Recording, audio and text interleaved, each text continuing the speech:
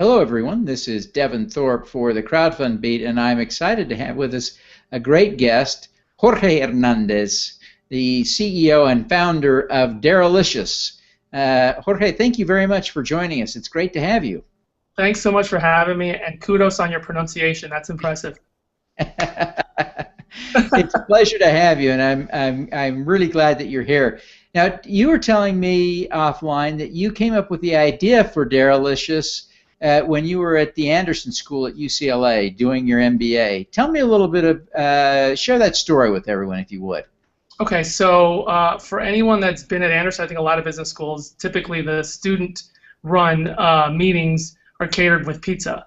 And for whatever reason, the vendor that we have at Anderson would always bring in like mountains of red pepper and very little pizza, so there's always a ton left over.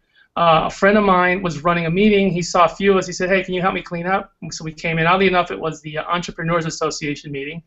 We went in there, and one of the guys is a really funny guy, a real prankster. He piled up just this huge pile of red pepper on a plate, and he came to me. He said, "Jorge, how much would I have to pay you to eat all this? I dare you." And we all got a good laugh out of it, but then people started, in the room started saying, "Jorge, I'll give you 20. Somebody else said, "I'll give you 50. I'll give you," I mean, they were just odd amounts of money, but it added up pretty quickly. We all got a good laugh, and that was, that was that for the moment. So did you eat the red pepper? I'm always asked this. No, I did not. However, that moment did stick with me, and it was kind of funny because at that time I got really interested in crowdfunding.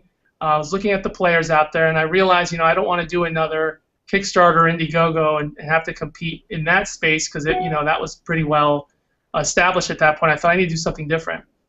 And after that moment, I got back to my car, and it just sort of hit me like, okay, that is essentially sort of crowdfunding in the real world, and you don't have to explain a dare to anybody. There's no learning in that. Everyone knows what a dare is. So the idea for me was, okay, how do I take that moment and recreate the excitement of that and the fun of that online while still, doing some social good in some way? And that's where Darelicious was born. So tell us a little bit about what Darelicious is. Your story certainly implies it, but tell us what it is. So I'll give you the quick elevator pitch. Darelicious is the online destination where you can dare yourself, your friends, or a celebrity to take on a dare, all while earning money for you or your favorite charity or cause. I've said that a few times. Give us a few examples of some of the things that people are daring to do in order to raise money for charity. Absolutely. And here's what we found. I mean, for us, one thing that when we kind of opened up the site, we thought, okay, we want to make sure that people aren't doing stuff like, like the cinnamon challenge, or just kind of very, I don't want to call them silly, but I would just say things that you can already see on YouTube. We wanted people to do things that were very personal to them, and that's what's been going on. So we had one person who's a single mom from Los Angeles, somebody that was terrified of playing sports because as a kid she wasn't good at it. She was humiliated at school, picked last, that whole thing. So she grew up her whole life with just a complete phobia of being athletic or working out or anything. So she actually used this to get over that fear. She dared herself to do a 75-story stair climb and a 5K run. And both of those were for charities. The 75-story stair climb was for YMCA, and the other one was for Susan G. Komen, I believe. And for her, she came to me afterwards and she said this was a transformative experience. Like, she's totally into CrossFit now. She's completely into healthy living, and that for her, the ability to do that and to have the confidence to do it because she saw the support she was getting. And on our campaigns, you can interact with people that are supporting you. So that basically just it erased all of that sort of childhood trauma. I don't want to get too dramatic, but this is from her to me, by the way. Yeah. So people are doing things like that. Somebody else, most recently, we have a YouTube celebrity named Mikey Bolts, who has a lot of social influence. His subscriber base is over 850,000 subscribers on YouTube, and he was deathly afraid of heights. So his dare was he dared himself to skydive wearing a Power Rangers outfit, and so that was his. I love it. And he just filmed that. He's about to upload that to our site. I just saw the film, the footage, and it's really impressive because he actually got a couple of friends with him to do it with him, and they're dressed as Power Rangers. So you see these guys jumping out of a plane, screaming their heads off, looking like Power Rangers. I love it. I love it. Of course, if you were dressed as a Power Ranger, all of the fear would be removed because you would be emboldened by the bright uniform. I hadn't thought of that, but just as you were saying, I'm like, oh, I know where he's going with this. I think you're right. I think it might be the case that we should all just go to work in our favorite superhero outfits. We might be a lot more productive and do more amazing things. That's right. I think that would be true. So tell us a little bit about how things are going and where you are in the development of the site. So we're in beta right now. We did our soft launch back in August. These campaigns typically take, typically for anywhere from 5 to 7 weeks to run. So we ran a few campaigns through to, test the site, see if all the functionality worked, all those things that you do, and of course optimize it based on the feedback that we got.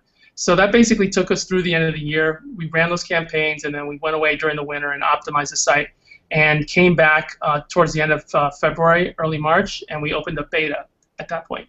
So where we're at right now is really getting, curating as many dares that I think capture people's imagination and that utilize people that they're aware of. For us, the key that we have found is it's not that it has to be daring to everybody.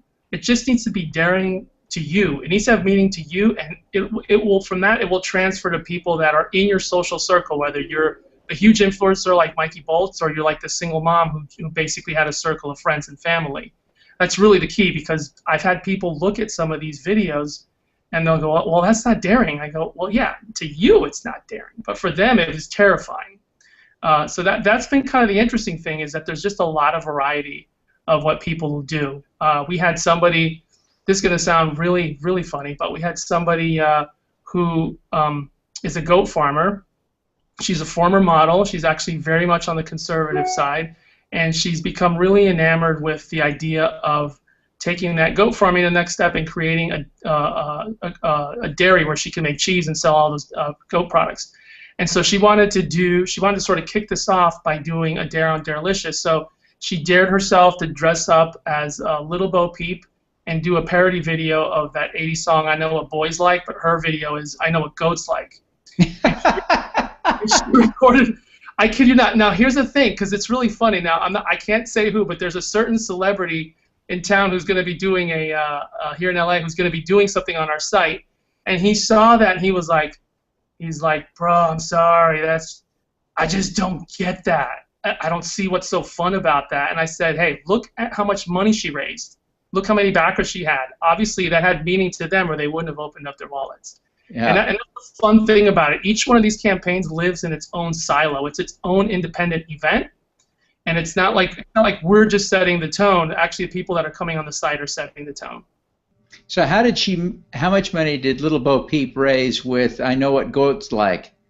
I think off the top of my head it was a little over $1,500.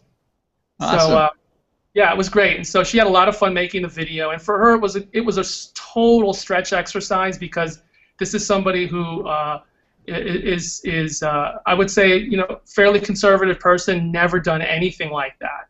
And then to see her in this, I wouldn't call it provocative, but certainly a little bit of a racy Go Peep outfit, running around dancing with goats is pretty funny.